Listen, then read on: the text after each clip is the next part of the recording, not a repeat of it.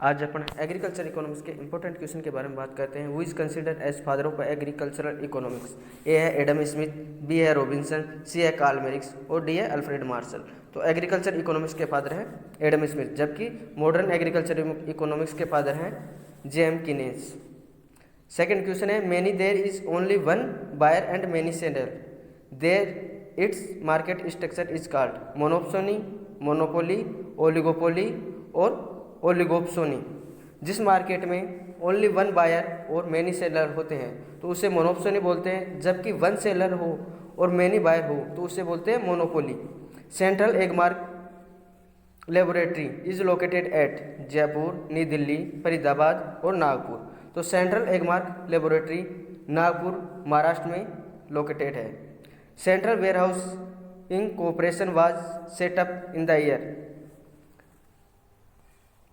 Central warehousing corporation 1957 में setup किया गया था, जबकि स्टेट वेयरहाउसिंग कॉरपोरेशन 1957 में बिहार में सेटअप किया गया था।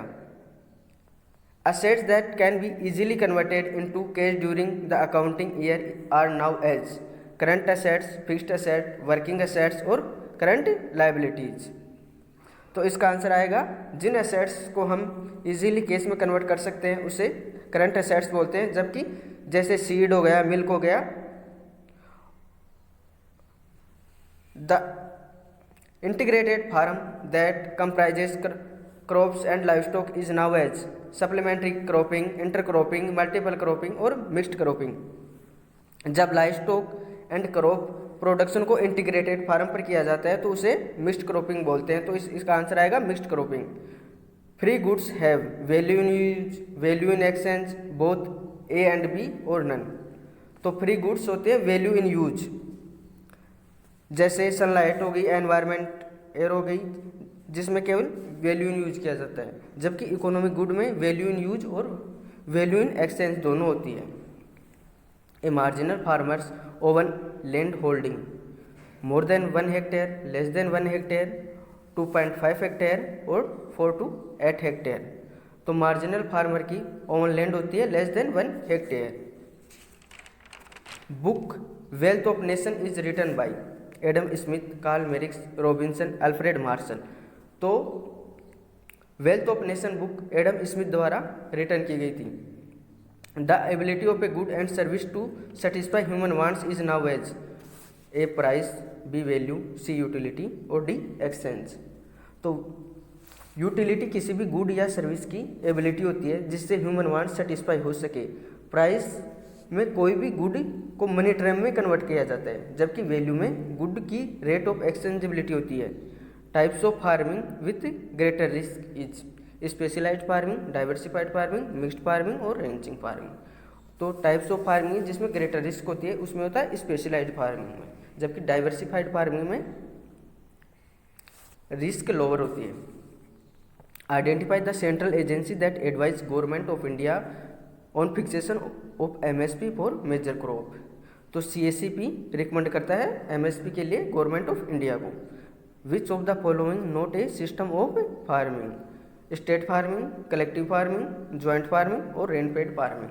तो इसका आंसर आएगा रेनफेड फार्मिंग, क्योंकि रेनफेड फार्मिंग एक टाइप्स ऑफ फार्मिंग है। DMI was established in the year 1935, 1945, 1955, 1965।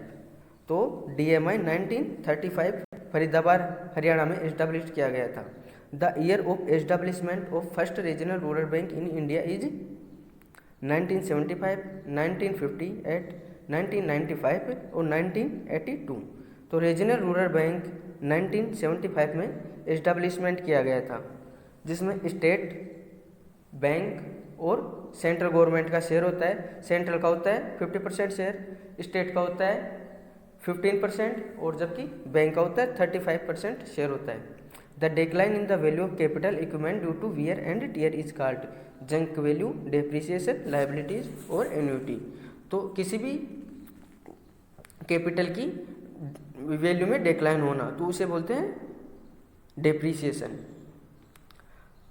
अब नेक्स्ट क्वेश्चन है show the financial condition and stability of the business at a particular point of time is now as balance sheet, income statement, current liabilities और current assets.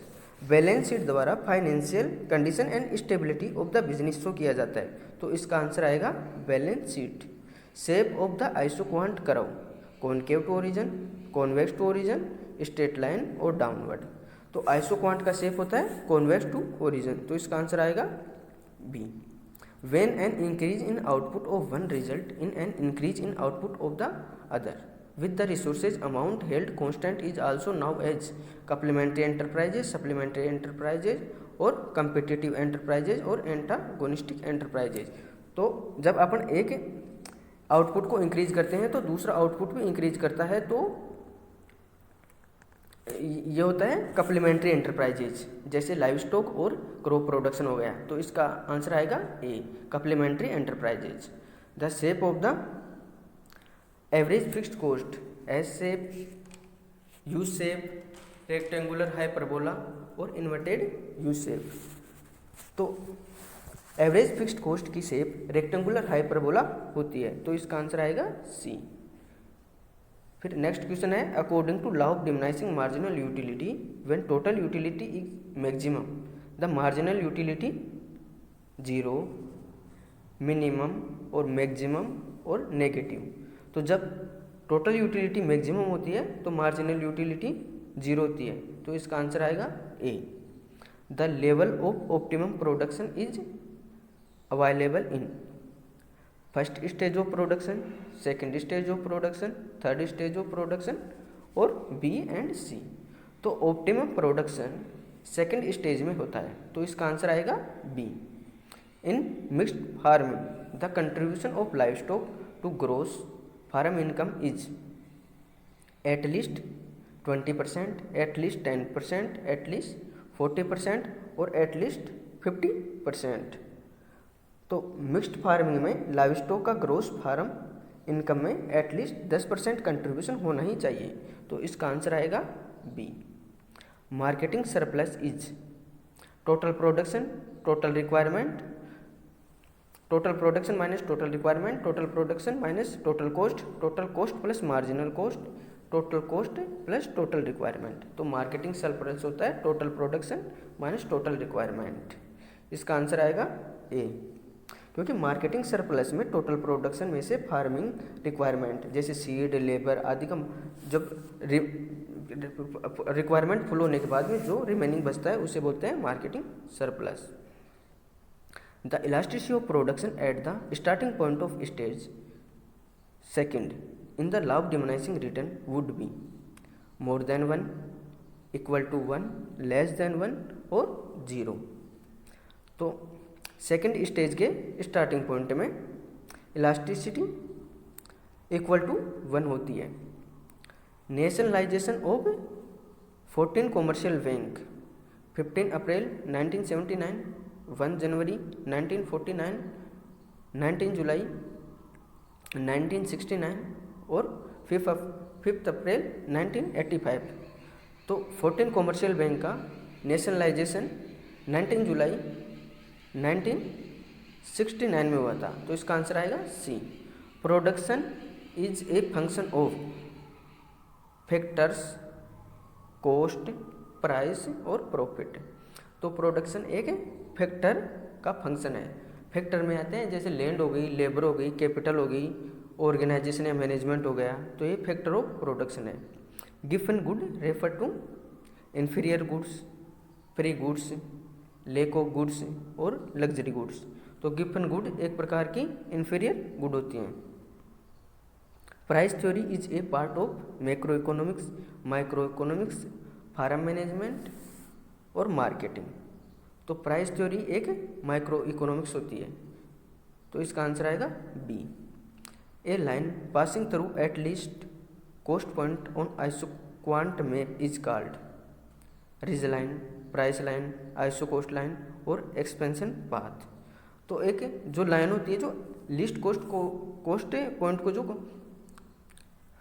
पास करती है उसको बोलते हैं expansion path. Ridge line तो एक boundary line होती है। अब farm profit is equal to gross revenue minus net return gross income minus gross revenue, gross revenue minus cost, gross income minus risk cost. तो farm profit gross revenue minus cost के equal होता है।